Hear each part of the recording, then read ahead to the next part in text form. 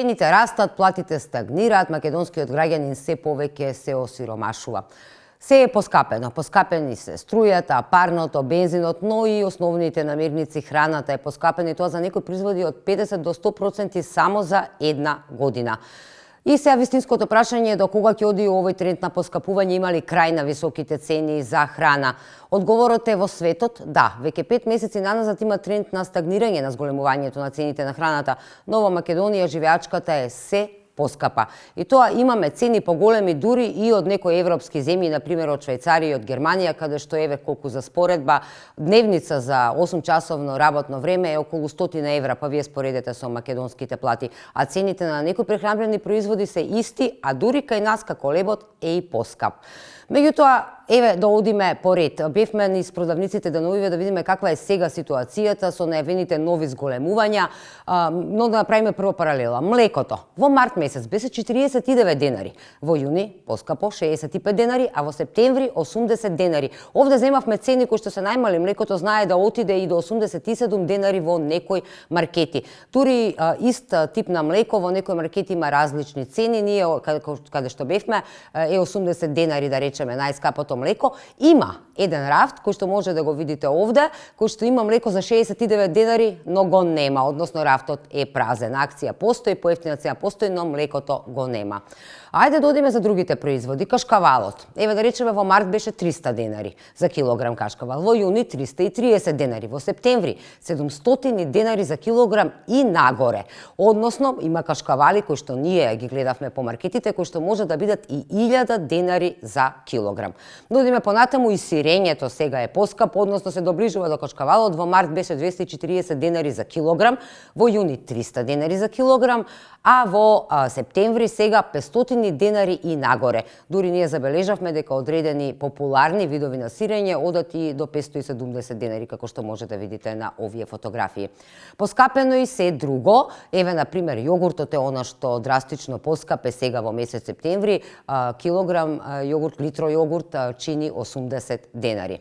Освен што е скапо да се јаде, скапо и да се оди во WC, поскапена и тоалетната хартија, да не верувате, цели 307 денари за тоалетна хартија, поскапено околу 300 денари, 290 и кусур е и хартијата за во кујна. Сите цени се отидени нагоре, буквално, но ние имаме најскапи цени и во регионот. И оно што зачудува е дека еден ист тип на млеко, дури македонското млеко да речеме, еве ова се цени од некаде крајот на јули-август, сега се поскапи како што рековме, еве колку за споредба. Во Косово 60 денари истиот тип на млеко, во Србија е 62 денари, во Македонија 70 денари во овој период. Значи поскапо во целиот регион. Освен што се зголемени цените, производителите на производите и маркетите најдоа начин како да ги земат парите од граѓаните, се работи за еден вид измама, легална, но измама. Односно, 1 литар веќе не е 1 литар. Односно ги намалија амбалажите, например, 1 литар масло сега е 900 милилитри, цената е иста, дури и покачена. Намалени се и сите други производи, да речеме, и килограм леб веќе не е килограм, него е околу 900 грама или 850, килограм брашно е 900 грама и така натака. Пазарната инспекција ги контролира овие работи, велат, доколку не е наведено на амбалажата точно која е грамажата и за која цена, нели, тоа е казниво. Доколку некој се посомнева во квалитетот, односно во количината, треба да пријави. Ние имаме пријави од граѓани кои што се сомневале во количината, дали е 800 грама, 600 грама или било што, и по тој основ постапуваме. Така да и по ова, значи, ја гледаме и декларацијата и количината, доколку некој се сомнева, слободно може да пријави. И тоа е измама или следи во согласно законот е казниво. Друг вид на измама се така наречените берзански шпекуланти, кои што знаат однапред кои производи ќе се зголемат, ги откупуваат по поевтина цена, ги повлекуваат од рафтовите, ги нема, и потоа ги вадат кога цената ќе се зголеми и им ги пласираат на потрошувачите по новата зголемена цена. Ова не може да биде казниво затоа што тие не прават некој прекршок, но прават вештачка криза за одредени производи за храна. Светоци сме дека немаше масло едно време во Македонија, немаше ни шекер, а во времето на короната немаше ни тоалетна хартија. Сето ова го контролира пазарната инспекција, но она што е важно е да се каже дека таа не ја контролира целокупната работа на маркетите и на производителите, да речеме. Туку ги контролира само оние производи кои што се дел од владината одлука за замрзнување на маржата. Се поголем број на граѓани реагираат на цените кои што се останати, како млечните производи, кашкавал, сирење, јогурти и останати.